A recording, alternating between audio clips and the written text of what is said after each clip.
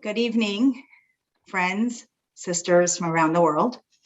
I'm Dinie Rapoport, Shlucha in Mequon, Wisconsin.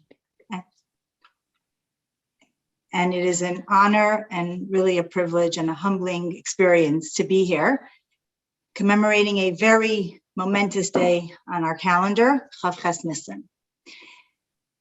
Today, many of us, for the past, I think it's been 23 hours, we've experienced, we've heard, we've been inspired by so many rabbis, mashpiyim, shluchim, businessmen. And now for the next hour and a half, possibly two, us women, we will be joining together to be inspired, to learn, and to gain from each other, especially on this day, or a few days ago, for all of us who do remember that very, very famous sikha that the Rebbe spoke, where the Rebbe said Tut Altz. And shortly we will see a video clip of the Rebbe and that sikha.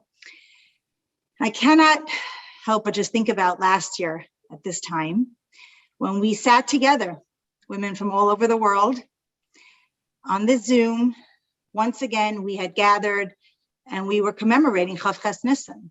And here we are, 1 year later, once again, sitting here together, or standing here together, wherever we may be, from all four corners of the world, again, reminiscing and discussing and thinking to ourselves, like, how is it that another year has passed and Mashiach hasn't come? We're not all in Yerushalayim, and we didn't celebrate Pesach at the Beis HaMikdash. Of course, we are doing all that we can, and that is what we continue to hear. And throughout the Rebbe's Nesias, the Rebbe encouraged us and taught us and empowered us that we could do it. We could help bring Mashiach. But on Chav Nissan, the Rebbe said those famous words, Tut Altz was ken. And the Rebbe put it in our court. But here we are so many years later. And every year, every moment that goes by, we must think to ourselves, so what are we doing today? How can we make a difference? What can we do to tip the scale so that Mashiach will come? So here we are. And I truly hope and I pray and we daven as we sit here tonight that we don't have to do this again on Zoom next year. And next year, Chav Nissan, and hopefully this Shavuos, we will all be together, Malkeinu B'Reishenu, celebrating in Yerushalayim in the Beis HaMikdash. So tonight we will gather for Torah, Tefillah, and Tzedakah, and we will hear from four wonderful women, some very dear friends of mine, and incredible women who many of us are familiar with, and they will share with us how to be a mashpia, how to be an influencer, how to make a difference, and how do we tip that scale to bring Mashiach. So before we begin, we do have to give credit where credit is due. So a very special thank you to the Mashiach office at Suite 302. And this program is led by Mrs. Gittel Naparstik, who does an absolutely magnificent job in organizing and helping coordinate. She's a co-director of that office with her husband. So thank you, Gittel, and your entire staff for all that you're doing to really bring the Rebbe's Sichos to the forefront for men, women, children, our communities, our schools, our camps. There's an endless amount, as we will see on tonight's program, the incredible resources that the Mashiach office has put in place for all of us to benefit and to learn. And I encourage you to visit their website, tutaltz.com, and you can download, you can order, it'll come to your door. Beautiful, beautiful resources and how you can learn and that Mashiach can become a reality in your home, and as I said, in your community, in your school, and as we get ready now for summer camps, so many incredible curriculums and opportunities for all of us. So thank you very, very much on behalf of all of us. You have made this so much easier and so accessible for each and every one of us. And so we will now begin. We will have Torah, Tefillah, and Tzedakah on today's program. We will begin with Tzedakah. Everyone could take out a pushka and give some tzedakah. Or you could swipe a credit card on a link somewhere. Many opportunities and ways to give tzedakah today. We'll begin with tzedakah, and now we will do some tefillah. We will begin with, we will say the Rebbe and the Rebbe's Kapitel Tehillim right now. So if you have a Tehillim, you can go and get your Tehillim right now. Otherwise, it is on the screen for us. We will begin with Kapitel Kuf Chaf Aleph. Shir Lamalos, Esa Enai El Haharin, Mayayin Yavai Ezri. Ezri Mayim Adinai Isa Shemayim Ba'aretz. Al Yitain Lamaik Raglacha, Al Yanum Shemracha. Hine Lo Yanum V'Lo Yishan Shemer Yisrael. Adinai Shemracha, Adinai Tzilcha, Al Yad Yaminecha. Yamim Hashemesh Le'akecha V'Yareach Balayla. Adinai Yishmarcha Mikol Ra, Yishmar Es Nafshecha. Adinai Yishmar Tzeitzcha Uvayecha, Me'ata V'Ad Aylan. And Tehillim Kuf Chaf Beis, the Rebbitzin, Shir Hamalos L'David Samachti V'Imrim Li Beis Adinai Nelech. Imdes Hayu Ragleinu B'Sharayach Yerushalayim. Yerushalayim Habnuya, Ke'usha Chubra Layachtav. Shasham Alu Shvatim Shiftaya Edis Yisrael L'Haidus Hashem Adinai, Kishama Yashvu Kisais L'Mishpat, Kisais L'Beis David. Sha'alu Shalaim Yerushalayim, Yishlu Ahavayach. Yehi Shalom B'Chelech, Shalva B'Amr Nesayach. Laman Achai B'Rayai, Adabra Nashalem Bach, Laman Beis Adinai Eloheinu, Avaksha Taiv Lach. You know, I find it to be really, there's something very profound that we are gathering on Rosh Chodesh Iyar. We all know the very famous acronym for Iyar, Ani Hashem Refecha, Begashmias, Beruchnias. So let's take a moment at this time, if you know of anyone who Begashmias needs a refuah shlema, Beruchnias needs a refuah shlema, but Iyar, there's no question, is a time for us to really delve into look into ourselves and really use this opportunity of Ani Hashem Refecha. Hashem helps us and guides us in every step. But what's interesting is that being that it is Rosh Chodesh, I'm going to share something with all of you, which I believe applies to every single Rosh Chodesh. My birthday is Rosh Chodesh Sivan, and it was in Tufshin and Aleph, where I went for dollars. I was very fortunate. I grew up in Crown Heights and had, of course, many beautiful opportunities farbreng and sichas, and I myself heard the sicha of Chavkas Nissan while studying for finals. But the Sunday prior to my birthday, I went for dollars, and I mentioned to the Rebbe, I said to the Rebbe that Rosh Chodesh is my Yom Holados, Rosh Chodesh Sivan. And the Rebbe gave me a beautiful bracha and said, Rosh Chodesh is a tug from Basuras Taivas, Hatzlacha Dikiyar. So here, as we're gathering on Rosh Chodesh, there's no question that on Rosh Chodesh, let's continue to hear Basuras Taivas, and a very special day for all of us as women to be celebrating and joining and learning and being inspired together. And now, let's all pay attention and focus on the screens as we will watch together the Sicha of Chavkas Nissan.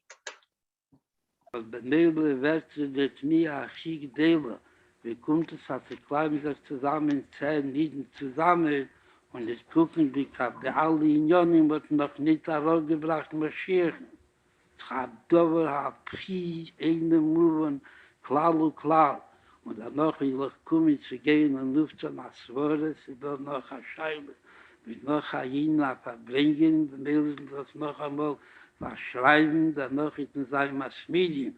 In das Halten und Gedenken, was verschrieben geworden, und dabei bleibt es, und Rachmon Islam ist das Recht, also Hein Banach soll noch nicht kommen, Moschiach, und es recht, also ich, morgen soll noch nicht kommen, Moschiach, und übermorgen sollten nicht kommen, Moschiach. Und mit Freitag und mit Eisam soll schreien, als Hulu, Einmal wohl geschrien mit Hanemes, wohl gemeint mit Hanemes, ist eine sichere Sache, als Moschiach wohl schon lange gekommen, zusammen mit der Gula, mit Iswa Schlemmer. Was ich kann noch tun, das weiß ich nicht. Warum alles, was ich getan, bis ist der Hevel, weil Lorik, sie gar nicht der Reise von mir geblieben in Golus. Und was noch mehr, wir sind geblieben mit der Gol in den Golus, Pni meichet, wenn geht zu Avedes Hashem, und kommt über Kama Pomin. Mir wird eins gesagt, was ich kann nicht tun, ich gebe das über jeder von euch, und tut alles, was ihr kennt, und seht Robbling in Moscheechen, denke von Yad Mamosh, in der Neben, der Unionentlake von Eris, der Teo, aber den Kelim, der Tichun, und wie hier rotzen, als Sobkov, sollen sich gefunden 10 Nieden, was werden sich einnackschen und sagen, dass sie muss nicht werden. Bei den Nebensten ist das damals das Amt Scheelefu, wie so lacht zu laven, Nenul, hat es hin und Chaltonu, ist eine sichere Sache, der Nebensten wird darauf bringen, Regula Amitis war schlimmer, Teke von Miyad Mamos, und auf dem Meise, was sich kon noch tun in dem, auf zu geben machen, jeden von nach Verschlich, auf Zdoke, und wie hier rotzen, aber ich habe getan, als was ich kenne, und ich kann nur haben, tut als was sie kennt, wie hier rotzen, also unser Gefühl zwischen nach Alkoholpanel 1, 2, 3, was soll nicht zu geben, was man soll tun, und was man soll tun. Weet we hoe ik waar me zal iets vinden en zal zijn teken voor mij uit. Mama, zo met de simcha we tuvle wo.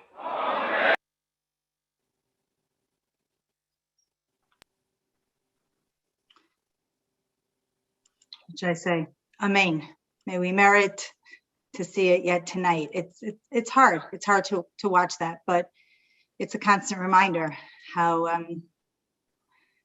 of what the Rebbe told us and how the Rebbe is empowering us.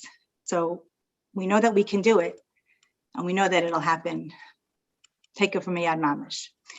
And with that, it's with great privilege and honor that I welcome Mrs. Vivi Deren to share with us a few words. Mrs. Vivi Deren is a Shlucha in Connecticut, co-director of the Shluchas in Connecticut.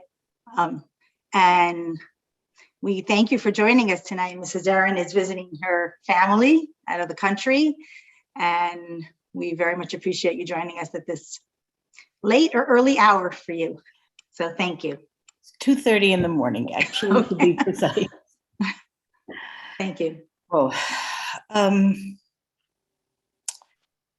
I think every time, for any of us, every time that we hear that sikha, it's, you know, it occurred to me today that how many sikhas that we heard from the Rebbe, it's a yantiv, it's a chassidish yantiv, it's some special day, some special occasion, and the different things that the Rebbe said on all of those different times. I think that this particular sikha, it's not that the day was a day that we had marked before. It's not that it was some event that happened. The event of Chavches Nissan is the sikha of Chavches Nissan. And last year it was 30 years, this year it's 31 years, but last year in trying to frame it, there were certain things that jumped out to me personally, and I heard similar ideas from others. Our topic tonight, I understand from our flyer, we're trying to explore our ability to influence. And it's interesting, of course, that we're tying it to Chavches Nissan and to this sikha and to the impact that it has had on us and that it needs to have on us going further. So I'd like to set out a couple of points and then tie them together in the time that we have. A little boy, a child of Shluchim, years ago, he was in the Hebrew school that his parents had established, and not all of the teachers were Lubavitcher teachers. And one was an exchange student from Israel, but definitely not Chabad. But he was talking to the children. They were learning about Parshas Lech Lecha and Vayera, Chayesara, and he was talking to the children each week about Avram Avinu. And this little boy is sitting there, 6 years old, and he hears all of these things about Avram Avinu, and he says to the teacher, was Avram Avinu a Lubavitcher? And the teacher, not being a Lubavitcher, he said he didn't have the heart to say, how could he say no? So he said, that's a very good question. You'll have to ask your weekday teacher, who happened to be his wife, but that was how he got out of it. Was Avram Avinu a Lubavitcher? We talk about influencers, and there's a lot of talk today about how, the influence of one person and social media and so on and so forth. But the one who's called the individual, the single person, he wasn't the head of a corporation, an organization, a movement, he was one person. And that's Echad Haya Avram. And then together with Sarah, so it was the two of them, but it was Echad. They were individuals. So when we think about our own ability to influence, I don't think we're focusing on some kind of a public relations course in communications and how to be an effective communicator. Those are all important skills. That's not what we're looking at. For us, the question goes much deeper.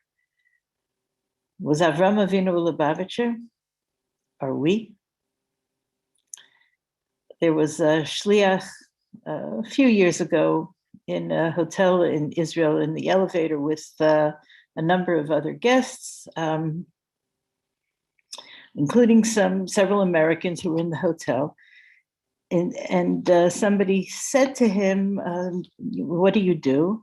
And he said, I'm a shliach for Chabad. And okay. And one of the other guests, the elevator stopped, one of the other guests was walking out, all clean shaven, clearly not a group of chassidim. One of the guests was walking out and he said to him, you are a shliach of the Lubavitcher Rebbe, and don't forget that. Echad Avram. When we asked the Rebbe personally for shlichus, there was the answer that the Rebbe gave us, referring us to the method that had been established for shlichus. You want shlichus, this is where you go. And yet the Rebbe showed us over and over again that the title shliach must be, can I say, democratized? There is a need, a privilege, a responsibility for every single one of us, every single Yid, certainly every single Lubavitcher, to be that Echad Hayavran, to be that influencer. But you have to have, what are you influencing? What are we saying? One of the phrases that jumps out at me from this very, very painful sikha, and the Rebbe talks about the golus that continues till now, geblieben in golus, that we're still in golus, und was mehr min is geblieben in golus pnimi echet ba'avedas Hashem. We're in a personal golus, in our own service of Hashem. When we're talking about bringing Mashiach, if we want to be able to be effective influencers in the world, to make this world a place that will, that should, that must welcome Mashiach, we need, by definition, to look inside into what the Rebbe described as the Golus HaPnimi. And that's part of what we do in order to be able to influence others. And I want to look at a few dates, and I see a pattern of highs and, I don't want to call it lows, but in a way, yeah. And things that feel so empowering and things that are like, oh, that's hard, that's tough. I don't remember, a little over 40 years ago when the Rebbe said that sikha, I don't remember hearing anything about it at the time.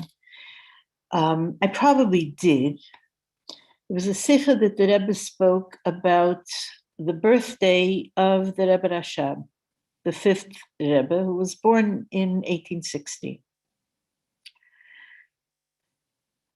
And now, listening to that sikha a few weeks ago, that sikha could have been spoken to us today, now. And it's from over 40 years ago. And the Rebbe is speaking almost in there's a sadness in a way. There's kind of like the Rebbe there's pain. He's speaking about the birthday of the Rebbe Rashab, and the Rebbe is reflecting the perspective of what seems to me to be a jaded young person. He's talking about the birthday of somebody who was born across the ocean over 120 years ago. What difference should it make in my life? Yes, I know he's a very great soul. I know that he had a very great influence and he knew so much, and neshama klolis. But what does it have to do with my life today, living here in Brooklyn? And with great empathy, the Rebbe is talking about how this young person, born 120 years after the Rebbe Rashab, what are the processes, the things that he can do so that that day and that person, the connection that he will have to a Rebbe that he never saw, how that can be a real thing. And the Rebbe uses the word Sinai in there. He'll come to Sinai. And that's a theme that comes to us over and over. It shouldn't be like things that happened, many, many years ago. Hayay. These things should be for you today on your heart. So in that sikha, the Rebbe describes, how do you do that? How do you make it real for something that happened so much before your life? How do you make that real? In the sikha of Chavchas Nissan, there are many, I felt last year that there were almost like bookends of the first sikha that the Rebbe said, Yud Shvat Tavshin Yud Aleph, when the Rebbe officially accepted the leadership of Chabad, and 30 years later on Chavchas Nissan. At that first sikha, the Rebbe is talking about, you have a mission to do. You need to do all of the things that are expected of you. Don't think that you can just go now that you appointed someone. He didn't use the term Rebbe, but you appointed someone and now you can go live your nice life, a frum life, a religious life, an observant life, but you can live your own personal quiet life. Don't think you can do that. And referring back to the whatever shlichus and missions that were given to you by the Frierdiker Rebbe, those are all still here. And then what I feel is the understatement of history, whatever I can do to help, I won't be stingy about helping you. And then 30 years later, and the Rebbe says to us, I gave you everything. I gave you everything you need to do the job. But where is the pain? There are so many things in the Sikha. There is the threads that we heard all of the years. Where is what is the pain about? Because in the Hayom Yom of the day before the Rebbe said that Sikha of Chavav Nissan, there's discussion about it's from the same the Parsha and the Kain Gadol. There's discussion about putting on the things that are given from above, but you have to wash off the dirt yourself. There are the things, and that was a word that the Rebbe used at the beginning, and here again, you have to do it. There's so much that's given to us, but we have to show up in our own lives. And the huge agency, that's the word that we're using in 2022, the empowerment, it's all there. But we have to show up. We have to take initiative. We have to take responsibility. And we have clear guidance, but we have to do it. And it can be very discouraging. And so we have, from just a few days before that, the Hayom Yom from Chav Gimel Nissan. From Chav Gimel Nissan, where the Rebbe is speaking about Mashiach. And that Pesach in general, it's cheres, it's freedom, it's going over obstacles, just incredibly, and then we fall into the world. We come from the high of Pesach and we fall into the world. But what do we have on Achron Shel Pesach? The last day of Pesach, that's Mashiach. That's the day of Mashiach. And the kayach of Mashiach, of bringing Mashiach, of Mashiach coming into this world, that knowledge gives us the ability to go into the world. So we have that high of Pesach, and then, whoa, here comes the world, here comes the summer with all of its added challenges, and Mashiach gives us the ability. How does Mashiach give us the ability to go into the world? So I want to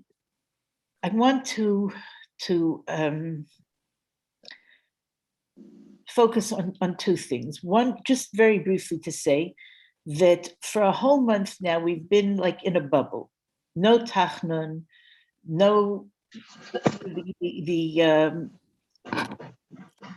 sadness associated with that. and Yantif and Pesach and high. And now it's Rosh Chodesh. And what happens after Rosh Chodesh? It's the first day that we go into normal life. We're coming from Pesach, like from Achron Shel Pesach, we go into the world. But after Rosh Chodesh, it's like full force. What do we fall right into? Lechatchila Riber, the birthday of the Rebbe Maharash. Keep your eye on the goal. And I want to close with this idea that when we look at Pesach, and for us as women, this is something that is extremely relevant, and in this context, probably more than any other context or time.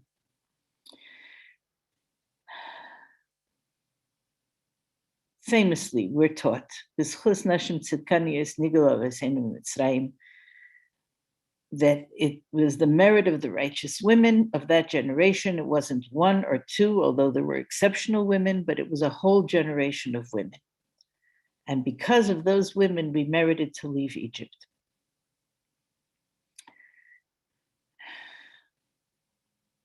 You look at the Shira, you look at the song that Moshe Rabbeinu sang after the Yam Suf, after the Yidden came through. It's long, it's poetic, it's beautiful.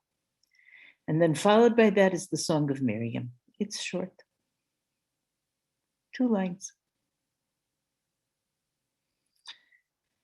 People who just look at the surface of things say, you see, it's not fair. The men have a long song. We have 2 lines. The Rebbe answered that before it was asked, probably, because their emotions were so much deeper. They suffered so much more. So much of the oppression of Mitzrayim was focused on children, without going into all the horrible details. But the mothers, as mothers, felt it more, and therefore their simcha was greater. And therefore they didn't have a lot of words to say. Deep feelings don't come out in words easily, but they danced and they had instruments. Because yet in Egypt, even though they were suffering and even though it was difficult, they lived with that paradox. It wasn't just that they took out instruments just before they left. That's like the tip of the iceberg of what they did. They lived happy lives. They didn't just go about their day-to-day tasks. Okay, we have to do this. They lived happy lives. How did they do that? How were they able to overcome the oppression of spirit, the oppression physically, emotionally? How were they able to look at life in a positive way? They were happy women. And they wanted their husbands to be happy. And they wanted to have happy children.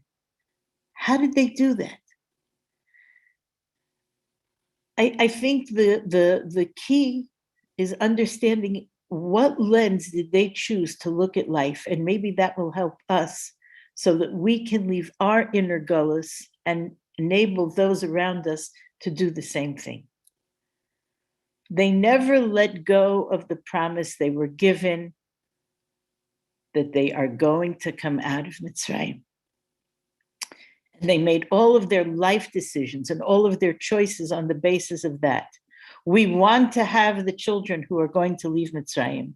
They didn't look with Egyptian eyes. They didn't look with the perspective of the culture around them. They chose the lens, not of the present, not even of the past. They chose the lens of the future. We will leave Mitzrayim, and we want to have the children who will leave Mitzrayim. And I think this is what we're being given. This, as women, our task right now is to be able to look at our lives now through the lens of Mashiach. The world is going to be beautiful. It's going to be great. It's going to all of everything, happy, healthy, whole, that the spiritual music that's playing that most of the world doesn't hear, everybody will hear it. That's how we look at our lives now. And that's how we make the decisions of what's important to us now and what we have to work on now. And lechatchila riber, it's true. Keep your eye on the goal. Don't lose sight of that. But we're also counting sphira. We're counting day by day. If we're counting up to Mitzrayim, why don't we counting up to Matan Torah, receiving the Torah, and Hashem giving us the Torah. Why weren't the Yidden counting down? How many more days to go? Why are we counting the days that we already had? And that's a lesson for us also. Because when you have a lot to accomplish, it can be overwhelming.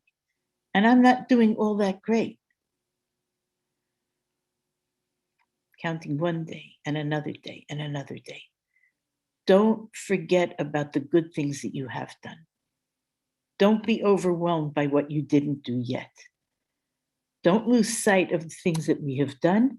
Keep your eye on the prize, your eye on the goal, the image of Mashiach, the world with Mashiach. And in each place, in each situation, in each family, in each relationship, how we influence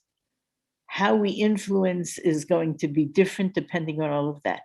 But if we start with understanding that when we can leave our own inner gullus by making sure that we have that connection that keeps us focused, our connection to the Rebbe. And that sikha, I just want to come back to it for a second, that sikha from Chav Cheshvan Tafshin Mem, Tafshin Mem Aleph, 1980.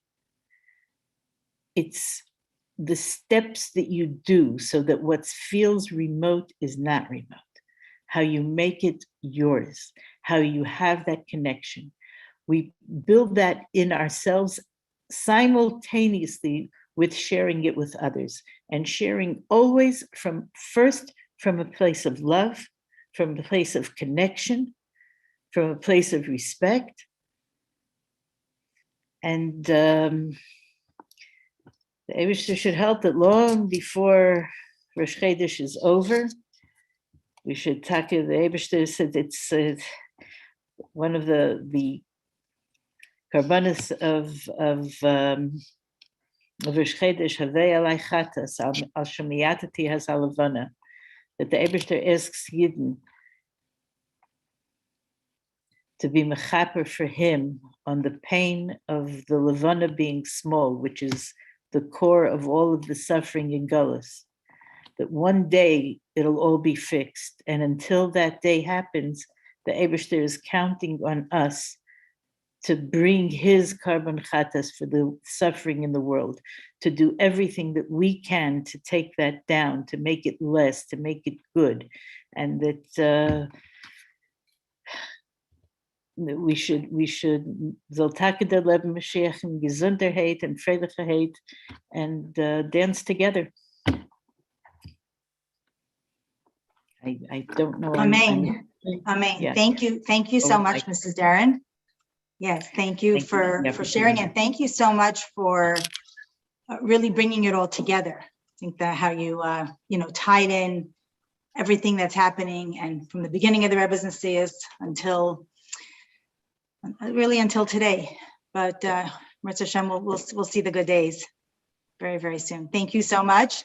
And if you can join us and continue staying with us, it's a pleasure to see you. Really, thank you. Really appreciate it. What does Chachon mean? And now, in just a moment, we're going to, again, watch a short video of a incredible initiative that was actually announced by Rabbi Kolarski on Yud Aleph Nissan.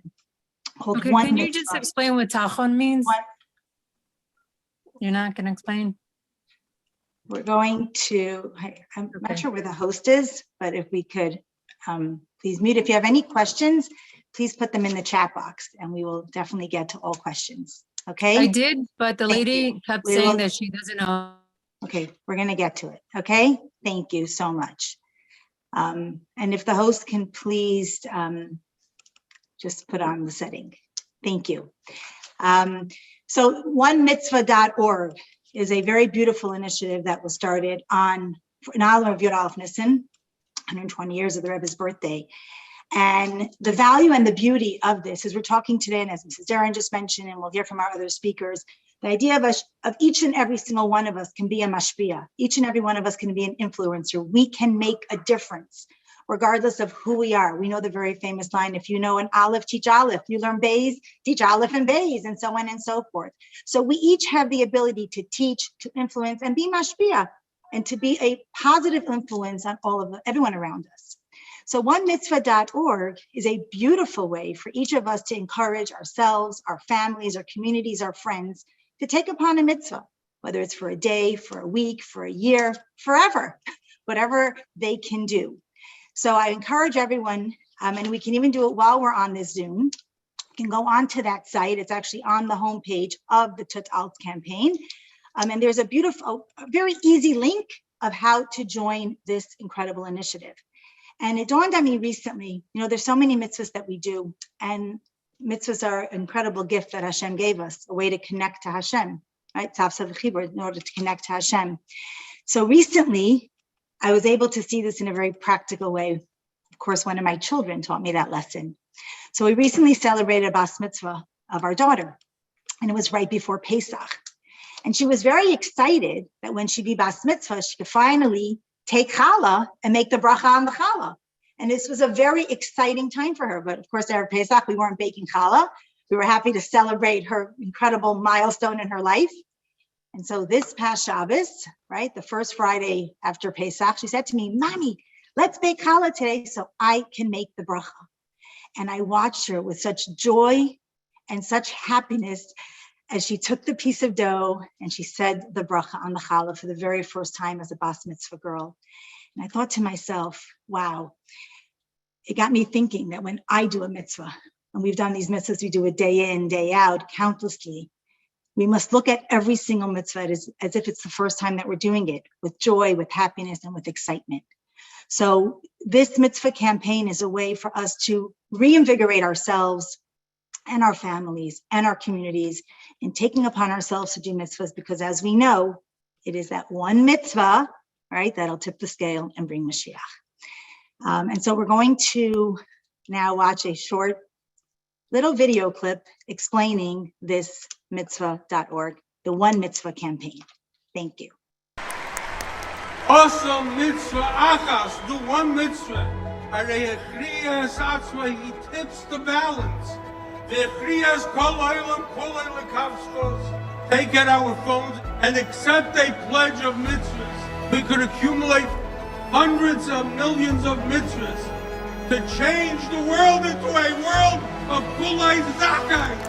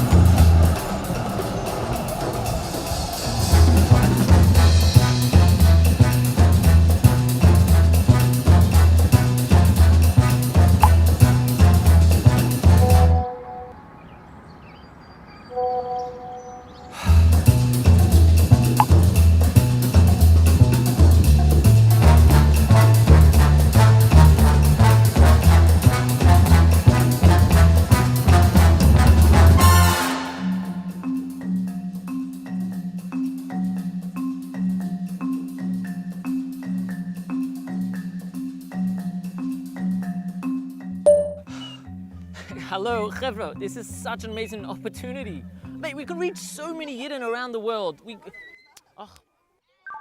Chevro, mate, this is such an opportunity. We can literally get millions of mitzvahs from around the whole Australia. Everyone joining in, just each of us, just bring just a couple people, and it could be huge. Every single Aussie bloke from Brisbane to Adelaide to Sydney. Mate, everyone could get on the train. We're gonna show the world what Melbourne can do, you know? We might be a small city down under, but we can really, really tip the scales. Before you know it, there's gonna be millions of mitzvahs coming out of Australia. Come on, guys, we got this.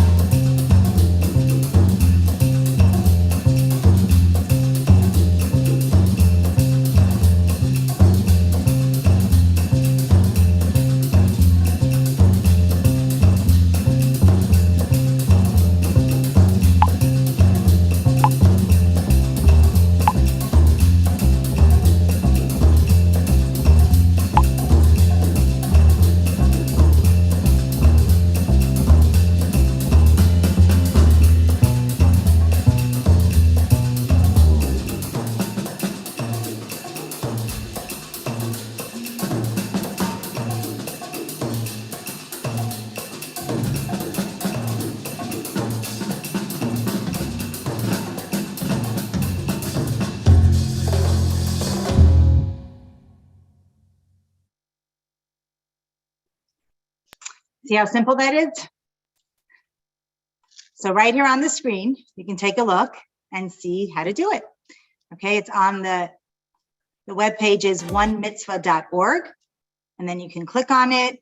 We're all familiar with the charity campaigns, right? Especially come December time, right? Our WhatsApp groups are buzzing with charities, which is a beautiful way to give tzedakah. But here is your own charity, though, with pledging mitzvahs. So we can each set up, you can set up a community page, you can set up a private page, you can set up a family page, whatever you'd like, and let the mitzvahs keep coming in. And we know that one will tip the scale.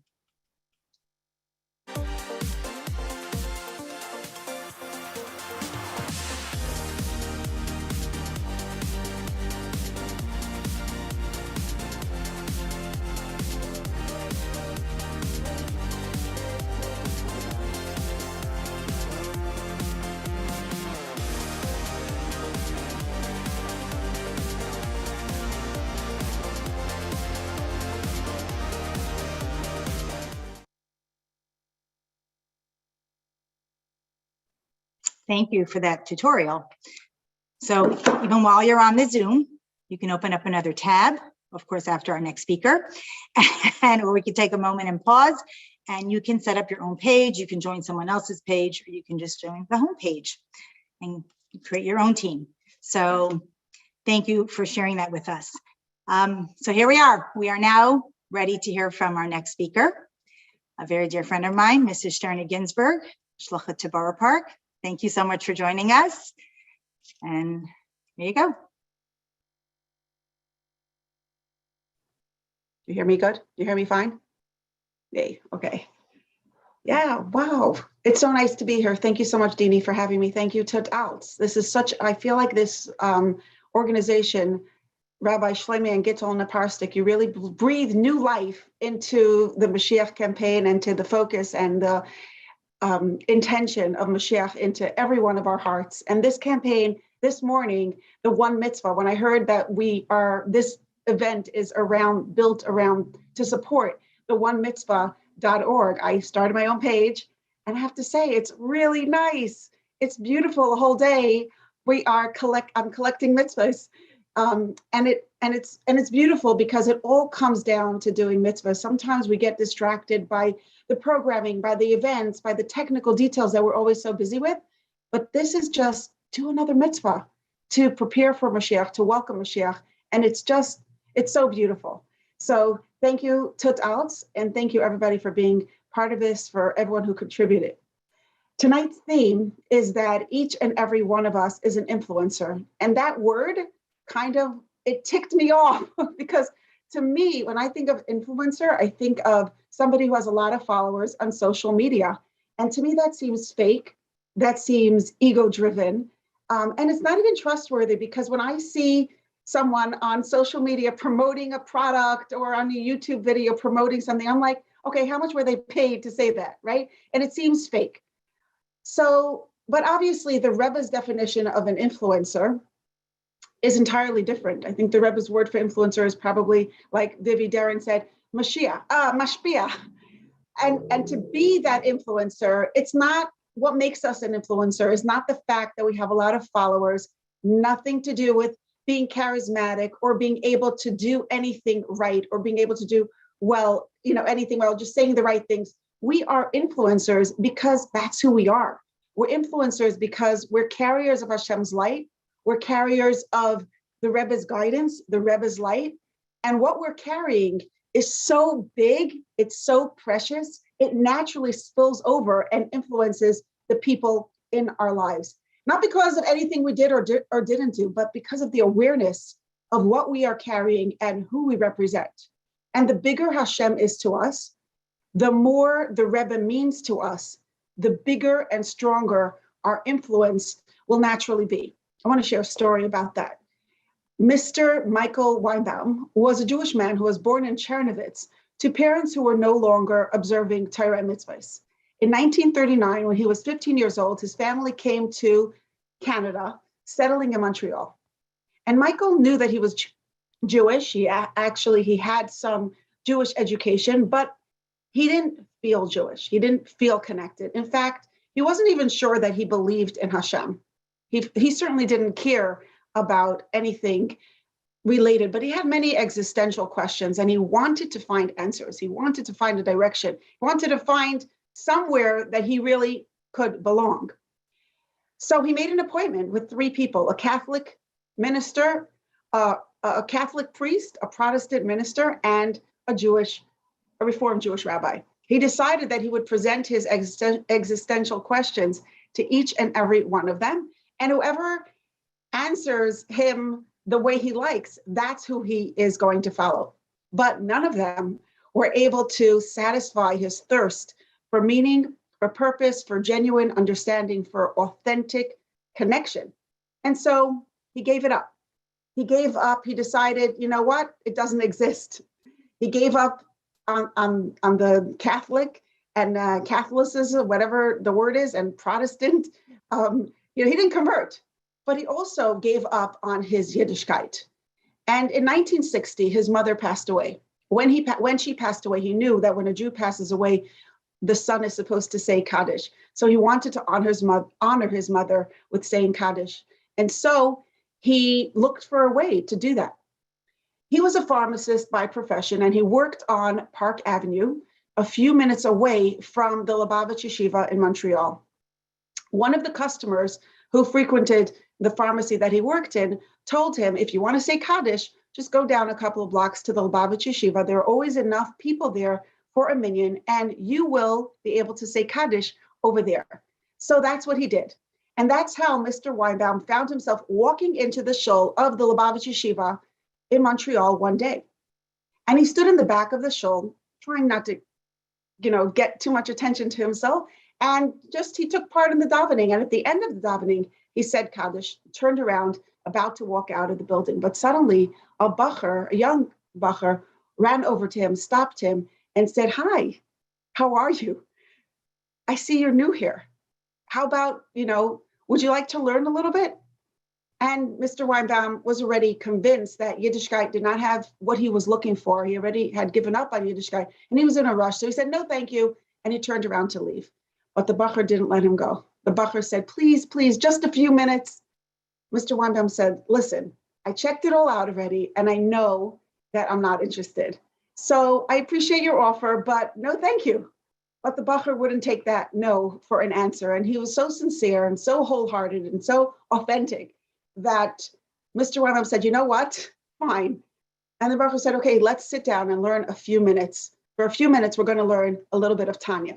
And that's what they did. They sat for a few minutes and learned. Mr. Weinbaum immediately realized that there was something here that he had never learned before, and that was so beautiful and precious. So they made up to learn again. And this began a relationship between a self-proclaimed agnostic, intellectual college graduate, and a young yeshiva bacher who had just learned how to speak English. He was a refugee who settled in Montreal after the war.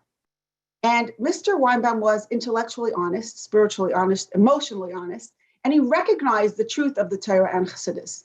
He developed a relationship with the Rebbe and eventually became completely observant of the Torah and a full-fledged Chassid, Meir Weinbaum, who was the father of a big family in Montreal. Not only that, but he also inspired some of his friends to pick up the learning that he had discovered and to reach out to the Rebbe, and he connected his friends to the Rebbe. And the Bacher and the chain of connection that he started that day, or that was launched, the seeds that were planted that day, are growing and continue to give forth fruits to this very day.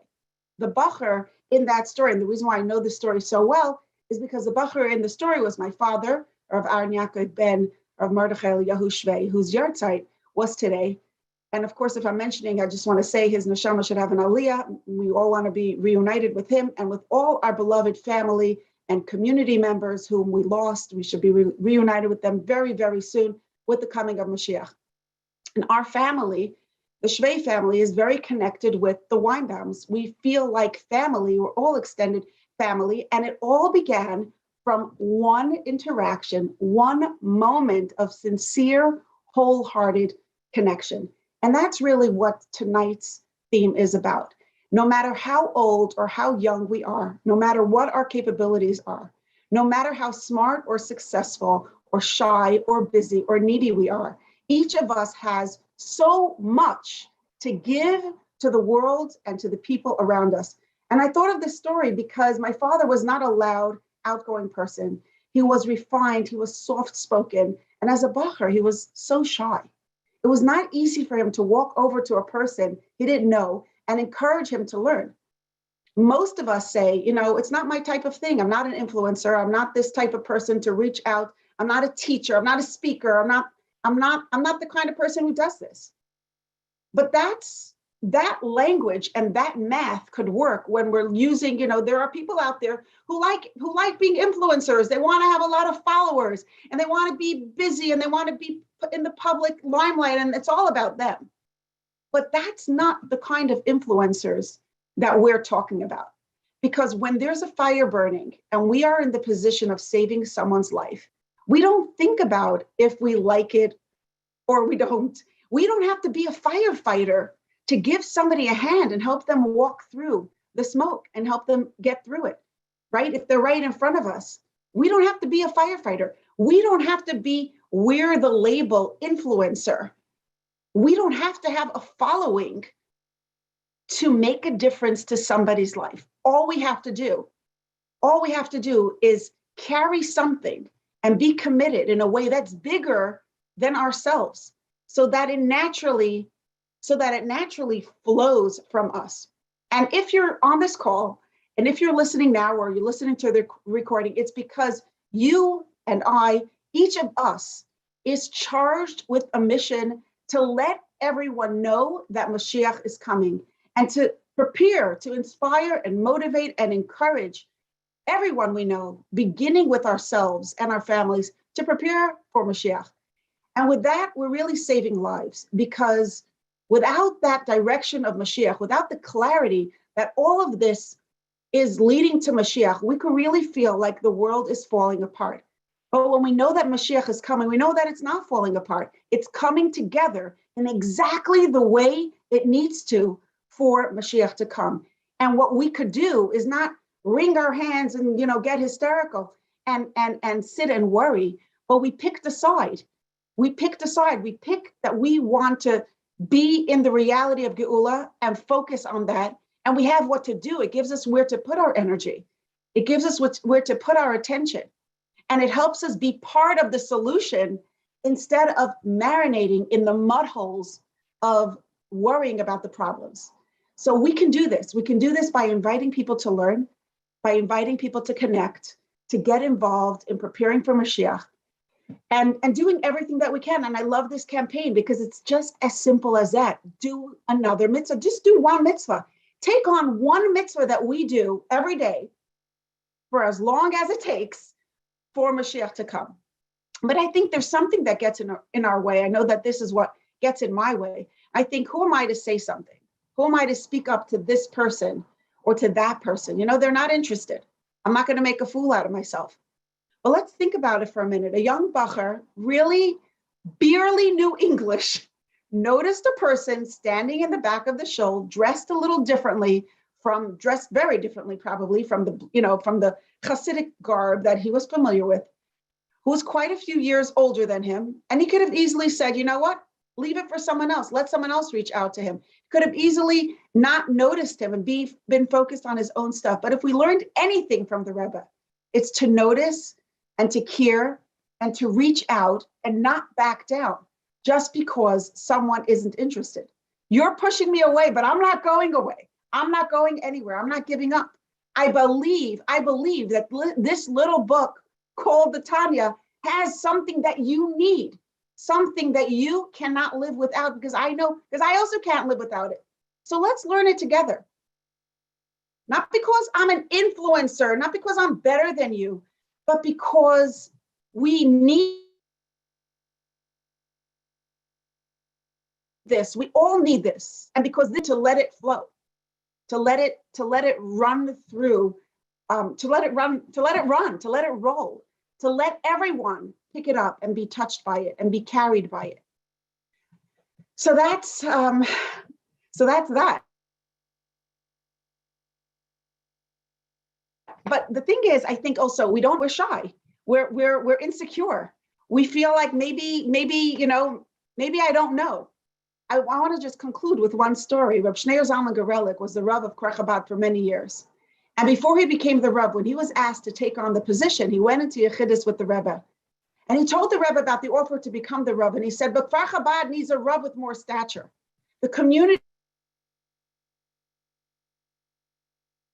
needs a Rav who's more respectable, who has greater distinction and prominence. And when he said this to the Rebbe, he meant it. It wasn't like the kind of, fishing for a compliment. He really felt inadequate. He really felt like the community needed someone more qualified. And he believed that he wasn't enough respectable. And the Rebbe didn't say, don't worry, you're good enough. Or yes, you are respectable. You are qualified. Don't worry about that. No. When he said the community needs someone with more stature, the Rebbe said, okay, then acquire more stature. Get more respectability. And the Rebbe wasn't playing games, chas v'shalom. The Rebbe was saying, you have that respectability in you. It's within your reach. You have that stature. Own it. And I think that's true for all of us, for each of us, because of course, each of us is amazing. We really have so many strengths and we have tremendous capacity to influence others, whether it's our neighbors, our workmates, our friends, our friends we haven't yet met. We have it in us to influence everyone we meet, but we need to know it. We need to own it, because if we don't, then we sit in the back and we do nothing. If we don't own our amazingness, we don't use it. We'll think, yeah, in the merit of the righteous women, we were redeemed from Mitzrayim, and in the merit of righteous women, we will be redeemed. But you know what? It's someone else. For sure, not me, anyone but me, because I am just me. And I know that I say that. I'm sure that we all say that. It's just me. But really, there's no such thing as just me. Each of us is amazing. We have that respectability. We have that empowerment. We have that ability to influence others. And when we feel incapable, we have to do some work. We have to let go of the lies that we believe about ourselves. We have to recognize that any voice in our head that says we're not good enough or that we don't have anyone who's influenced by us, it's all a lie. We are carriers of Hashem's light. We are representatives of Hashem himself. Could there be anything or anyone that has more capacity for influencers? No way. No way. For influencing, sorry. No way. We are all influencers, whether we like it or not, whether we know it or not. And so we may as well know it and like it and embrace it. And I know, my father influenced so many people. He really did. There are countless people who are walking around today who were touched by his kindness and caring and by the teachings that he represented. And he, of course, spoke publicly on many occasions, but that's not what touched people deeply. That's not what changed anybody's life. Nobody changes their life because they heard a good speech. It doesn't happen that way, right? The greatest impact he had was in stories like the one I told before, walking over to one person, a person who claimed that he wasn't interested, and saying, "Hi, how are you? I have something for you." So my dear friends, let's pause for a moment here and now. And let's give this a few seconds of real thought. And let's think, how can I boost my own awareness of Mashiach? I'm so grateful for the Tut Altz office for doing these things, because you know what? The whole day I'm listening to this farbreng, and last night too, in between whatever else I'm doing. And it's a boost for my awareness of Mashiach. But it can't stop at this farbreng, and we all have to keep boosting our awareness of Mashiach every day, not just on a farbreng day. What can I do to prepare more for Mashiach? And where in my life, where in our lives can we influence people to be more conscious of Mashiach and to really be ready with more mitzvahs? For those of us who already have a platform, maybe we're already influencing other people through business or shluchas or a forum. That's interesting in one way or another for others. We just need to add a dimension of Mashiach. Let's give Mashiach more space within our platforms that we already have. And if we don't already have a platform, or if we have a platform that could really be so much bigger than it already is, let's get serious about this work. Let's reach out and touch more lives, more awareness about Mashiach. Somewhere, someone is waiting for me or you to walk over to them and say, "Hi, I have something. I have something for you. I have something important for you. And I know you need it, so please give me the time. I know you don't have so much time, but give me the 2 minutes. Let's give it a try." Someone is waiting for you or me to reach out and tell them that Mashiach is coming and that we need to prepare by learning Torah and doing more mitzvahs.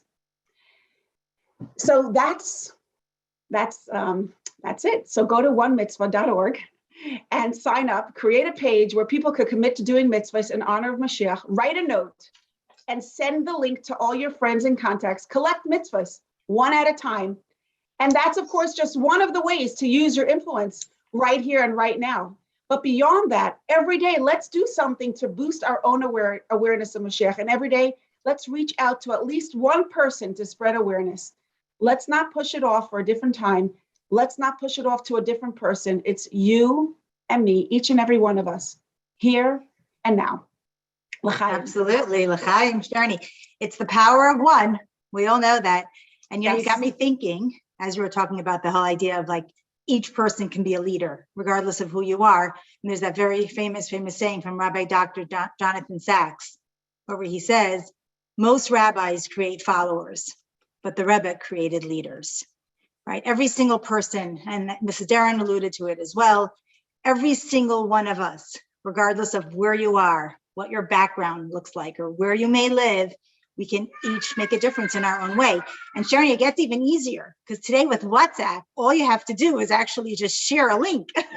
You even save yourself the time of the phone call. Of course, it's always so more personal, but there's no question that it's the power of one. And as we were talking a lot here this evening, and I think that it really goes back to this of Hamaisa Hua Ikar. You know, we can talk and talk and talk and talk, but it's action. And there's no question that the Rebbe empowered us to do action. Mitzvahs are action. And we have this tremendous schus that we as Yidden, as Jewish women, are able to accomplish so many wonderful mitzvahs. And you talk about the idea of influencing even one. I mean, even young girls and young boys, right? We all saw on Yud Aleph Nissan the 120 mitzvah tanks that went out. What did they each do? And what did girls do all over New York City and all over the world? They went out with one Shabbos candle kit, and they went over to one woman and said, "Are you Jewish? Would you light Shabbos candles this Friday night?" Or one boy went over to one man and said, "Are you Jewish? Would you put on tefillin?" And each of these ones will, no question, add on to the incredible, incredible mountain of mitzvahs that will bring Mashiach. Thank you so much. Thank you. Thank you. And now we will, let's focus on the screens. We will watch a video of the Rebbe. בשעה שמלאים כסידס und meint das zweitens Attacke kann lernen Chassidus und kann wissen, als was steht und kann lernen noch nicht gut und lernen richtig, aber einfach wie kein hat nicht Chalischen. Wie schaust du aber, dass viele lernen als Zweite, aber wissen, dass das meint mir lernen, dass sie sein Tate, dass sie sein Marvinische Baschamayim wird der Chalischen. Sie da sehen, was Steinen als darf sich nicht verlernen mit der Vorzitz am Marionis Chutze. Und darf sich nicht verlernen mit Versprechen Niedigkeit darum sich. Und darf nicht sein, ki mahade nadide kauschel divre Sefrim, da fahre so sie da agid, was älter von ihm und Klieger von ihm und Frimer von ihm und tut das sich nicht. In der Territz ist jener Ried meint, dass es rettet wegen der zweiten Safote. Ich bemühe, jener hat der Teuse, dass das nicht kein Territz, als der Fechit der Teuse haben. Und der Hadroche Klolis ist, dass das rettet wegen der Wienische Baschamayim, und das wegen jeder Rieden Segen im Vorteil. Als tracht der Vorteil Marionis Chutze, dass bringe Maschichen, aber nicht mehr meint, dass soll mehr für seinen soll bringen Maschichen, ist nicht sein Business. Darf durchlehnen den Brief als Zweiten. Und der Mibergema, der Balschemte, wird geschrieben, als Demot, was ja Futze meine Sache, Chutze, Kosse, Malke, Maschiche. Und Kiberlehnt den Brief, dem Geschulnik, und danach geht er sich weg und tut sich, was wenn kommt ist. Wie Koom und Kame Pomi, wie der Rebbe der Bala Elu hat gesagt, dass sie die letzte Tage in Golos, und der Rebbe brennt die Wend von Golos. Und sie auch tot, jetzt in Biad Romo, ist er schon jeder Piule, was man die konnte, und mit tut nie, halt mir sich auf, schinte, wie Shish im Riebe bei Israel, noch ein Reg in Golos. Und für was tut man das? Der Fall ist, hat sich angeschmust, dass sie jenem Stadt und mehr nicht der Dolmetscher, was der Melamed, was darf durchlehnen, dem Geschulnik, was steht im Brief. Was das ist sicher der Hero, was man gesehen von Baba Ilula, zusammen damit, was er gegessen hat, zweiten Tag. Ist nicht nur, was er sich richtig gewähnt, mit der Lernen Kabbalah mit der zweiten, noch Siris mit der zweiten. Wer kann jetzt über sehr gelernt habe, bis mit der zweiten. Und gelernt werden lebend viel mit der Zweiten. Und gelernt, was sie mit der Bavoren haben, so lassen Koscher mit der Zweiten. Was jeder Bavoren der Zweiten nicht, so lassen Koscher nicht mit Glasfleisch, Koscher die Pschute, und keine Iduri. Und nicht dem Hefersche Base, und das hat ihn gedacht, Tom, dachte dem Libarische Rebes mit Mal und Mocke. Sie konnte das schicken, die Mischores wollte das sicher die einem erklären. Was aber getan ist, dass sie gekommen wohl, ja doch, ist das Simen, das ist sein Bier. Und dass er nicht der Bier, der Fall ist, darf jene Matzel sein, der Fall ist, darf sich Matzel sein. Und durch wird sich Matzel sein.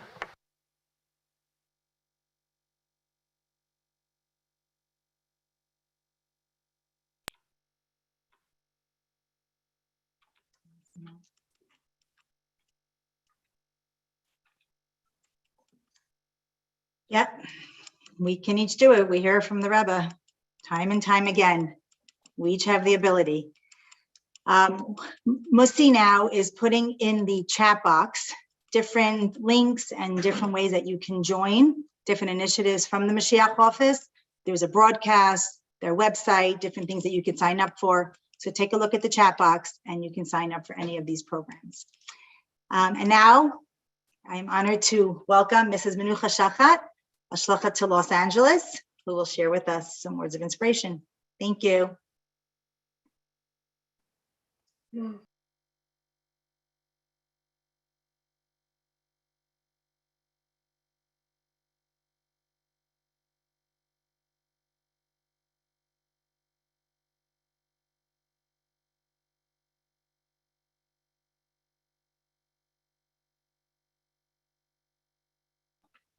Menucha, can you unmute yourself? No, okay. So there you go. Yeah. We can hear you. Yes. Oh, okay, Yes, perfect. we can hear you. Thank you. Okay, thank you so much. It's really special to be here. Just 8 days ago, we were sitting by our Mashiach Suda, and we were about 25 people, family and guests, some modern Orthodox, Litvish, and my brother had this idea to go around and ask everybody what is a concern that they have in regards to Mashiach.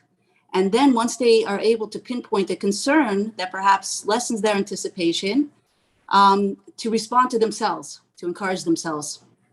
And it was very interesting to hear everybody's answers, from the more childish to, I'm worried that I won't be able to have a dog when Mashiach comes, or the answer, I'm scared I'm going to lose some of my personality, or what's the point when there's no struggle? Different answers. And it was very interesting. And one of the things, of course, the conclusion was that if this is Mashiach, besides for the obvious desire that the Shekhinah should be revealed and we should have the Rebbe with us, this is the reward that the Eibishter has promised us, knowing us with our personalities, with our Nefesh Bahamis, with our very human self. And therefore, the Eibishter is letting us know that this is the ultimate pleasure, this is the ultimate tainig, this is the ultimate reward, and there's nothing to be worried about. But my sister-in-law was there. She said her personal takeaway, hearing all the concerns and the confusion around Mashiach, is I want to learn more about Mashiach. And this really is exactly the Hayra'ah that the Rebbe said on the days following this groundbreaking, this earth-shattering Sicha Chav Ches Nissan, where the whole world was scrambling and trying to figure out what could it possibly the Rebbe mean to us, that is up to us, that is giving it to us. What do we do? What does that even translate into? And the Rebbe spoke about in the weeks following very clearly, especially in the Sicha Ezo Derech Yishar Sheyaver Le'Adam Adam on Malchus Shabbat Teferes and Svira. The Rebbe said that the most direct path to Mashiach is to learn. Teferes is learning Torah, Torah is Teferes, and Malchus specifically things about Mashiach. And of course, there's so many reasons that learning about Mashiach is the most direct and powerful way to bring Mashiach and to connect to Mashiach. First of all, to know what it is we're anticipating, to get excited about it. And secondly, to start to live more Mashiachdik. When the Rebbe says open our eyes, we have to know what our eyes are meant to be seeing. What's that consciousness of Mashiach? What is the world going to look like when Mashiach comes, and to begin to live that way a little bit more? So the Rebbe says in a Sicha, it was 1971, Yud Al Shvat, and the Rebbe was speaking about a promise that the Eibishter gave Avram Avinu. And Hashem said to Avraham, I will multiply your seed. This is Yitzchak. And the Rebbe asks, right, I'll multiply your seed means, sounds like Avram should have many children, but instead, this is Yitzchak. How does that work? So the Rebbe quotes a medrash, and this medrash that on the day that Yitzchak was weaned by Sarah, they made a big party. There's a big mishta with all the important people of their times, including Oig, who was a giant that survived the Mabul. He was there as well. And they were discussing that this small child, Yitzchak, is going to inherit the land of Eretz Canaan. And Oig boasted, he said, I, with my little pinky, can crush this child. Nothing.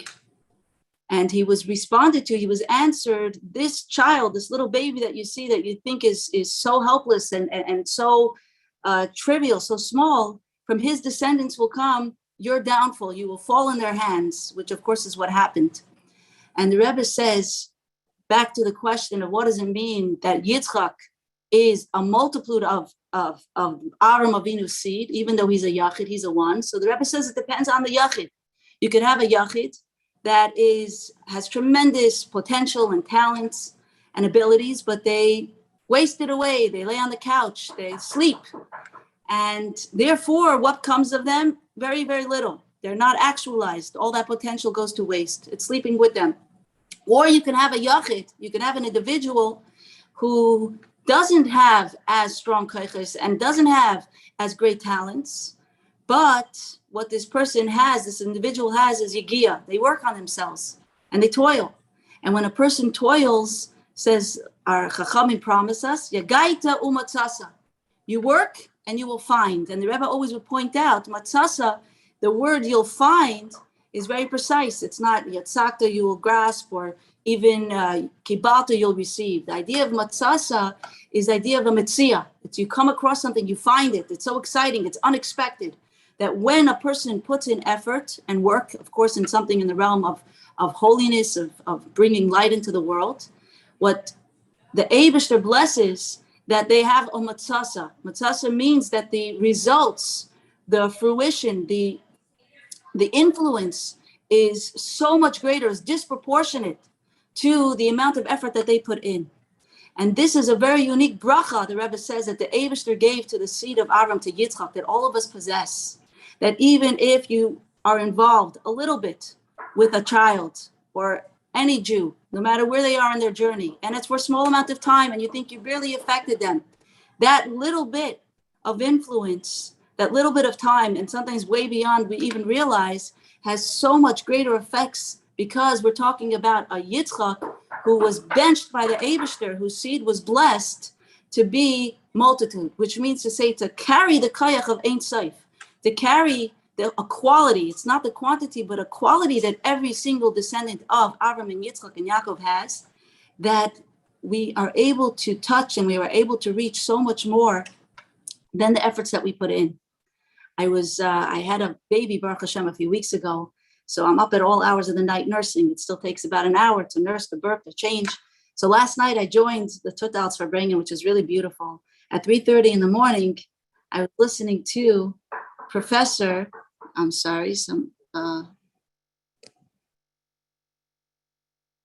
was listening to, his name is Dr. Abrams, and it was very inspiring. I'd recommend, he was 6:30 a.m. New York time, to look back when they post this farbreng.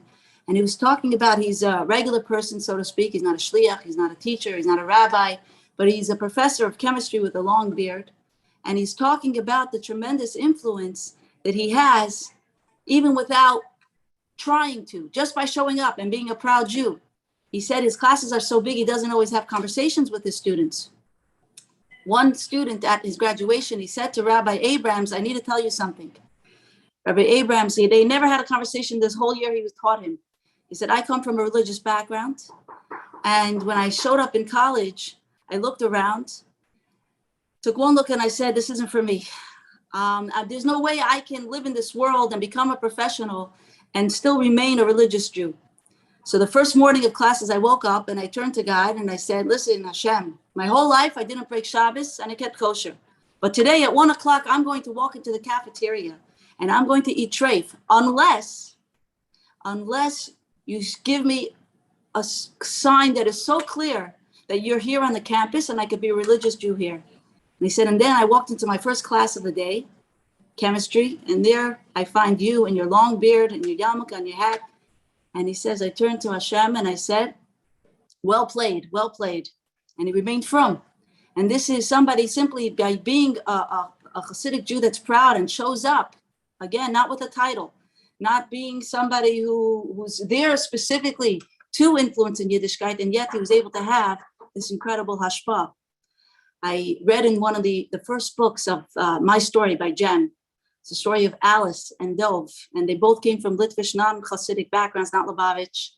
And she tells, right, the Rebbe gave them a bracha for their marriage. In 1964, her husband had a yechidus, and in this yechidus, the Rebbe said he was very proud, her husband, to report to the Rebbe that he had a Talmud shir that was very advanced every Shabbos, and it grew, and so many men came, and they were learning. And out of the blue, the Rebbe says to him, and what are the women doing during this shir? Where are the women? What are they doing? And Dov answered, they're in the kitchen preparing the meal, the shalosh sudas. So the Rebbe said, that's not enough. They need to have their share as well, and your wife can give this share. Your wife should give this Kaira class. And he came home and he tells his wife, Alice, again, she says, me, give a Torah class? I'm an artist by profession. Who am I? What am I? I've never taught the class and I'm not prepared and I'm not knowledgeable enough. But her husband said, this is what the Rebbe said. And they had so much admiration for the Rebbe. She said, okay, if you'll prepare with me, then I'll give this class. And she said it ended up becoming such a beautiful gift of the Rebbe, all this time that she had with her husband, learning together, preparing the class. And the class grew and grew. And soon the biggest synagogue in Riverdale, the biggest shul, invited her to give this class, this Mishnah class. And it's 40 years later, and she said even her daughter grew up and gave classes in Israel. And her grandson was learning Mishnah. All this tremendous ripple effect that came about because the Rebbe says to her husband, your wife, who didn't know it at the time, has it in her to have this incredible impact that would create tremendous ripple effects l'deri deris. This is what it means, the Rebbe says, that every one of us has in us zera yitzchak, that the Eibishter bench, that it's a multitude of seed. It's a quality of zera that is so much greater than we even recognize within ourselves. And every one of us has this power. Recently, I heard this really beautiful story at a Shabbat Bracha. It's very short, but it really touched me. Rabbi Zalmanov from Queens, he was at a Shabbat Bracha of his daughter, and he shared that when he was a boy, he sent for Yud Aleph Nissan a gift like thousands and thousands of other Yidden. And he sent a mitzvah tank that he built out of matchboxes. And that was his gift to the Rebbe. A lot of time passed, maybe a couple of years even, and it was his bar mitzvah. And by bar mitzvah at that time, he was still able to have a yichidus with the Rebbe. So he came in for his yichidus. Of course, after preparing himself, he's just a boy of 13, but he knows this is a very big deal. And he comes into the Rebbe's holy room, Gan Eden Elyon, and he notices, to his shock, that behind the Rebbe on the shelf is that mitzvah tank made out of matchboxes that he personally sent to the Rebbe as a gift for Yud Aleph Nissan all that time ago. And he can't believe it. This is in the Rebbe's room, my gift to the Rebbe. And his yichidus ended. And when he left, he found the Rebbe's secretary, Rabbi Klein, and he said, please tell me, does it make sense that I saw a mitzvah tank made out of matchboxes behind the Rebbe in the Rebbe's room? And first Rabbi Klein said to him, what are you looking around? You should be focused only on the Rebbe. What are you noticing things? And finally, though, when he pressed him more, I really have to know, Rabbi Klein answered. He said, just that morning, the Rebbe gave him special instructions. Right? Thousands and thousands of Yidden sent gifts to the Rebbe, and most of them landed in the Rebbe's library.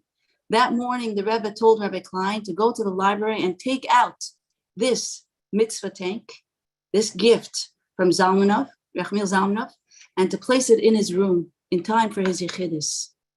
Just think about that, right? They were greatest Hasidim, Rabbanim, Shluchim, philanthropists that sent the Rebbe gifts. Imagine the feeling, imagine the message the Rebbe is giving this boy of 13 years old to see his own gift to the Rebbe, to give him that sense of how valuable, of how significant he is to the Rebbe. The Rebbe received his gift, the Rebbe noted who it's from, the Rebbe was thinking about it, and there it was, showcased in the Rebbe's room when he came in to feel like $1 million. Right? This is the incredible gift that the Rebbe gave and continues to give us, that looking at each of us, we are so much more, we have so much more inside us than we even begin to imagine. And with just a little bit of effort, Yagaita Umatsasa, we can have so much more of a mitzvah. We have so much more influence. And again, it could be just by showing up and being a proud Jew. It could be learning about Mashiach. And I heard this, I'm going to conclude with this story that I heard from Rabbi Zeitlin, farbreng with us many times, and he told us once how his father, Heschel Zeitlin, once had a farbrengen with Professor Brower. He was a professor that became a Baal Tshuva and ended up also having tremendous influence on many other Baalei Tshuva. But initially, he came close to Hasidus, and he heard about the power of a farbrengen, what it's able to accomplish. It's a big deal. And finally, he was coming to his first farbrengen that he heard so much about. And he comes to this farbrengen, and Rabbi Heschel Zeitlin was the farbrengener. And everyone's gathered around the Hasidim, and they say L'chaim, and they sing a niggin, and they say more L'chaim, and they sing another niggin. And Professor Brower is waiting for the bombshell. He's waiting for the tremendous transformation to happen. Instead, this is how the night continues, hour after hour, a niggin, a L'chaim, a niggin, and no one's talking. He's really wondering, where's the farbrengen? Where's the magic? Finally, the light is starting to pour into the room, and Heschel Zeitlin bangs on the table, and he says these words: you got to do what you got to do. L'chaim, you got to do what you got to do. That was the whole farbrengen. Hours and hours of nigunim and deep, deep singing and introspection, all to conclude with the sentence, we got to do what we got to do. And it took Professor Brower some time for him to appreciate the depth of that farbrengen and all the singing and all the l'chaim and all the inspiration and all of that energy was to get to this point of we just got to do what we got to do. And that's the Maisa Hu Ikar. And it would be so tremendous. I mean, after 24 hours of this farbrengen and then this special women's farbrengen, if everyone would really do their piece, it doesn't matter if we're Rebbitzin, a shlucha, a teacher, an influencer, whoever we are, we have the Zera Yitzchak, the Rebbe says. We have this incredible quality of seed that the Eibishter benched us, that we have kayach of Ein Sof. We have the kayach to accomplish so much more than we realize. And like the Rebbe says, this Yitzchak, from his descendant came the downfall of Og, who was trying to prevent the Yidden from going to Eretz Yisrael. So our little bit of effort and going on to onemitzvah.org and doing our piece, again, there it is, onemitzvah.org, learning about Mashiach, learning with someone else about Mashiach, teaching ourselves, sharing that, showing up, being a proud Yiddish person that shares a Jewish heart, that shares a story of the Rebbe. This is something that has an influence and will bring about, like the Rebbe says, the downfall of Ike, whatever's preventing the Geula Amitis Hashlema, it should happen immediately, l'chaim. Noch gekommen ist Vivi Deren und gemacht eine ganze Studie von Lealter, Lichuve, Lealter, Ligiule. Und das ist gemacht, kommt bedient mit der Studie. Und das ist geheißen, Notdrücken, geheißen, Mefi sein und gab der Fall die Schwierigkeiten, was man dem Mann gemacht. Und nachfolgend ist dann noch umgegangen, damit das ist geheißen, Notdrücken, gedeiht, soll bleiben, man soll das lernen, la deis haboi machen. Steht das mit dem ganzen Teke. Bei mir wird sich noch stürender die Scheilat Mosa. Und die Frage hat, das wird sich wegen der Käse von der Vivi Deren. Und sind jenem Käse schon durchgegangen, sämtliche Jahre. Und geht zurück, wo der Vorteil ist, ein Bio, das war der einzige Bio, was ich gefunden habe, Israel, das ein Scheich ist, von Hanossi, Hu Hakel, darf das Sibir gehen zu Hakel, darf das Sibir geben zu jeder Rieden bifnei Atzme. Pschaße gewähren Hanossi, Hu Hakel und alle seien dann gewähren übergegeben für Chulu, hat nicht gekonnt, damit Jeze sein. Und Nachfall Pekin hat das mit gebracht, den Befehl. Befall, Beschaße geworden, die Rides Adelis. Achscher, Dore, Bitmir. Und zusammen der Miete ist aber geworden, nennt zu dem Miete und zu dem Achischena, wer Mewai Baruch in Scheire Heere in Sof und Drusche Purim, ist auch damals geworden, noch mehr der Hechlich, aber man muss ihn drauf tun. Nur wenn der mir sagt, habe ich aus der Rute wegen drauf, besser soll nicht tun. Muss man mit Fassem sein, bei Jesser Reis und bei Jesser Reis. Als jeder soll wissen, als durch sein ein und einzigen Meister und der sein ein und einzigen Divu und der sein ein und einzigen Machschove soll wissen sein, als rät sich wegen Jikwisse dem Schiche und in der Ruf Gufi Jikwisse dem Schiche und nun der Ruf Gufi dort der Psag Din von Mevi Chava Zolle Beilom und der Pfui noch zugekommen. Damals hat gekonnt, jetzt sein, mit dem Business, Vivi Deren, befragt hat es gegeben, nach Kätz. Beschaßt man aber gesehen, der Kätz von damals ist nachher durchgegangen, als sie ist, Baschonim, ist ein Dover Bohrer, die einzige Sache, was mir darf Maschlim sein, jeder soll wissen, dass es sein, ihnen ein Proti, auf Mekayim sein, oder die Aloch in Rambam, Wenn hat man kein Brille nicht, muss man halten in ein Tummeln in dem. Aber man soll wissen sein wegen Keizim, man soll wissen sein wegen Jemesa Moschiach, und man soll wissen sein, da alle Proten, was und man soll wissen sein, der Rieker, was nicht, da was steht mehr nicht ins Vorhin. Das meint man und das meint man nie, und das meint man Anoschen, Venoschen, Betag, Bejemechon, alle zusammen, Kol, Godel.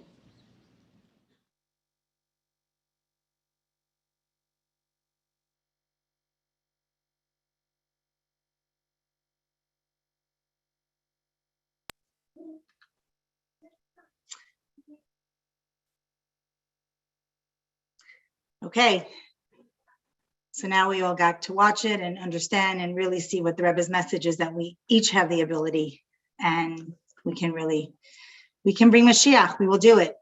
And now we are coming toward the end of our program, and we really thank our next speaker for joining us and for waiting so patiently. So thank you.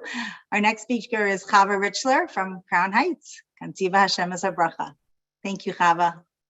Thank you so much. It's such an honor and a humbling experience to be here, especially with like the most amazing speakers in Lubavitch. I feel really humbled to be here tonight, and it's really an honor and a privilege. I also want to thank the Tut Altz and the Mashiach office of Merkaz 302 for arranging this beautiful event. And starting, I was actually thinking that Chaf Nissan has a double meaning for me. It's also my daughter's birthday, and it's a real schus when she was born. Like, wow, such a special day. So the other night, Thursday night, before I put my kids to bed, we usually watch a Rebbe video, just a short, I get the WhatsApp with Gem, either that, or I Google from YouTube, a Rebbe video for my kids to watch. So that night I decided something special for her birthday. I searched Rebbe birthday, and the first video that came up was a collage of different people passing the Rebbe before their birthdays. So the first thing that came on was a mother with her child, and she says to the Rebbe, "This is today is her birthday." So the Rebbe points and she says, "Whose birthday?" And she says, Chaya Mushka. So right away I thought to myself, like, wow, my daughter's name is Chaya Mushka. And the Rebbe gave her $1 for Chaya Mushka, and then he gave bracha v'atzlacha, and then he said, and here's for naming her Chaya Mushka. And I just think it's just like, felt like the Rebbe was speaking to me directly, like, the schos that I have, my daughter's named Chaya Mushka, and we're just watching that. So it was very special. So what struck me the most from that video was different people passing the Rebbe, and they're saying, my birthday's tomorrow, my birthday's today. And the Rebbe kept going along the message that you should be make a farbreng and do something special. And then there was this one clip that really stuck to me. And the Rebbe said to this one person, your job on your birthday is to make other people happy. And I thought to myself, like, wow, what a powerful message that is, that I can share this with my daughter on her birthday and tell her that on her day, it's her job to make other people happy. So right away, she turns to my baby and she starts making him happy because she realized it's her birthday and it's a day to make other people happy. And it's just like really how the Rebbe empowered us to think, how we should think in the Rebbe's vision. Sometimes people think, oh, my birthday is coming. What are my friends doing? What are my parents doing for my birthday? Who's going to make a birthday party for me? Or what am I getting for my birthday? And that's how the outside world views a birthday. And what does the Rebbe say? The Rebbe says, we're in a space especially for a birthday, to be able to give and to make other people happy. So just that whole mindset of being in that giving space and thinking of a way like that I can be giving. And today's the day to focus on giving to others. So let's say, for example, I told my daughter Chaya before she went to school, I said, remember that today is a day to make all your friends happy and everyone around you happy. And it was Friday, Chaf Nissan. So we went and bought flowers for my grandmother. And she's like, I want to make our grandmother happy. Like she was thinking all different ways of how to make people happy, because it was a mindset of being in that growing space. So that was something that resonated with me. And I think that's also part of the whole concept of being in that giving space. So sometimes the Rebbe empowered us to be able to give, and that we have something to share. And every single one of us is able to influence in a small way, from a 4-year-old girl to anybody around. We're able to give in every single space. A little over a year ago, something interesting happened. 2 years ago, almost 3 years ago, I started doing makeup. I did a course and I started doing makeup, and I was like really happy. This is going to be something I'm doing and living in Crown Heights. And then a little over a year ago, my mother reached out to me. Her, together with America's office and Meisha Reichman, started something a few years ago called Shlucha Match, together with under Chabad Match. And a little over a year ago, they asked me to be like a Shadchan for America's office, helping Shluchim with their Shluchim and etc. And automatically, the first reaction is like, who am I to do this kind of job? And I start giving myself all these excuses of why this is not for me. First of all, I was focusing on something else. And, so many times an opportunity comes up and we start limiting ourselves. We start saying, this is not for me. It's not my personality. There's so many Shadchanim out there. There's so many greater people. There's so many older people who are doing this. Like, I'm so young. You could start saying all these limiting beliefs to myself. And I was really thinking, okay, what would the Rebbe want? And I knew for sure that the Rebbe would want that we should be involved in Kedusha. And it was like through just stopping these limiting beliefs and saying yes to Kedusha. When something in Kedusha comes up, and just being able to say yes. Even, for example, to tonight's event, when I was thinking to myself, okay, who am I to be speaking for the Sheikh Chabad of Chava Richler? And then I decided, you know what? I know for sure that the Rebbe would be proud, and the Rebbe wants us to go out of our comfort zone and be able to speak and share. Even if we don't think that we have something to share, maybe it will empower or strengthen someone else. We never know. So I think for myself, being able to say yes when it comes to Kedusha, being able to give of ourselves and going out of our comfort zone, you never know where you can reach and where it can go to and how far it can reach. And I have no doubt that the Rebbe wants us to strengthen ourselves, and being able to give in that space, there's no bounds of how much it can affect. And connecting it to Mashiach, obviously everything that we're doing is for the end goal. It's really about from Galus, and just adding the Aleph, just adding that one little detail that we can do to bring the Geula, that just bringing in that Aleph. And the Aleph can be watching a Rebbe video with your kids. It can be something every single day. We can just think one thing today that I'm doing to bring the Geula. It could be a small thing, like calling up a friend who's going through something, or it can be literally anything simple and small, but just remembering to bring the Aleph one day at a time and one mitzvah at a time. Also, was really inspiring to watch that video of this mitzvah charity campaign, and just being able to share and grow in that space. I just signed up to create that page, and the Menucha Schochet, I'm going to be working on that until I reach my goal. And it's just something empowering to think that, who do we think we are? We're Hasidim of the Rebbe.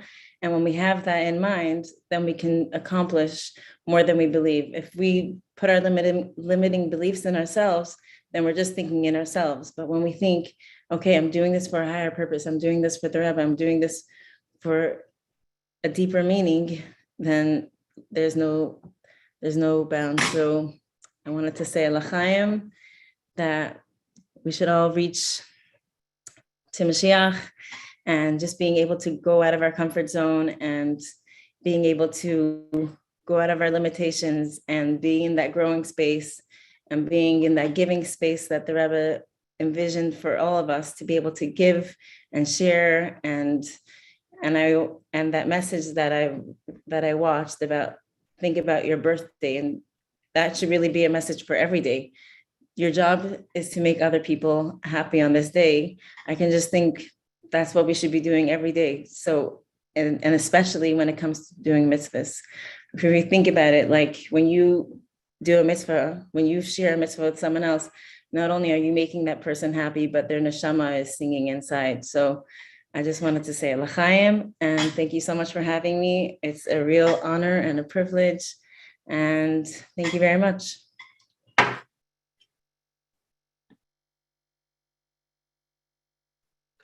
Thank you, and happy birthday to your daughter. Many beautiful messages that you shared. So a lot of good food for thought. Thank you, and good luck with the shidduchim. And then at the weddings, you can then put on the makeup. So hey, it all works together, right, in the most beautiful way. Thank you very much.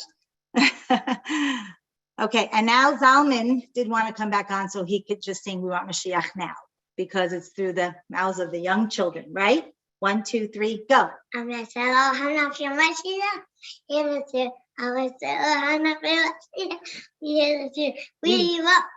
now. We want Mashiach now. We want Mashiach now. We don't want to wait. We want Mashiach now. We want Mashiach now. We want Mashiach now. We don't want to wait. Thank you. Good job. And you can go to Sima.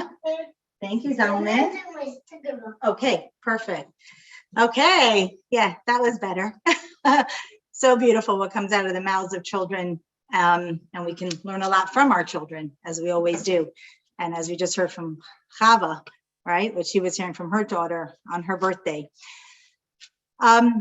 This will conclude our formal program for this evening. But before we do sign off, I just would like to remind everyone, we've heard so many inspiring, uplifting, empowering, many beautiful thoughts. Most importantly, the words that we heard from the Rebbe and the sichos that were shared today. And we can only encourage each other. And I would encourage you, as many of our speakers this evening and presenters shared about the incredible work of the Mashiach campaign. Everything the Mashiach campaign is doing is all based on the teaching and learning of the Rebbe.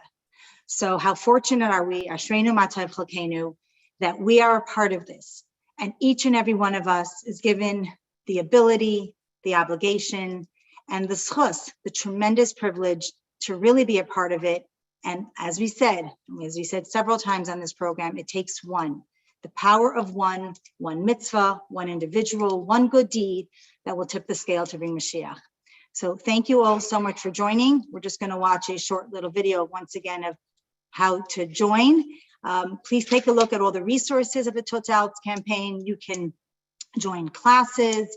As we know, learning in Yanegula Mashiach is a tremendous way to strengthen us and to help us really live with the Mashiach mindset every single day and every single thing that we do. And let us all, Mirz Hashem, hopefully very soon, gather together and dance with our tambourines and greet Mashiach Tzidkenu. Thank you.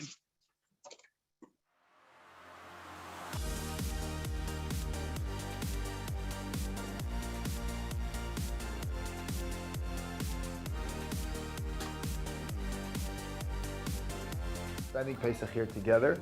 At our program, we wanted to do a learning component, and we chose to use the curriculums by Tut Altz. I think that both renditions, the adult and the children's, are terrific. I think this book makes it relatable in a way that I haven't learned it before, so it's nice to have it laid out clearly.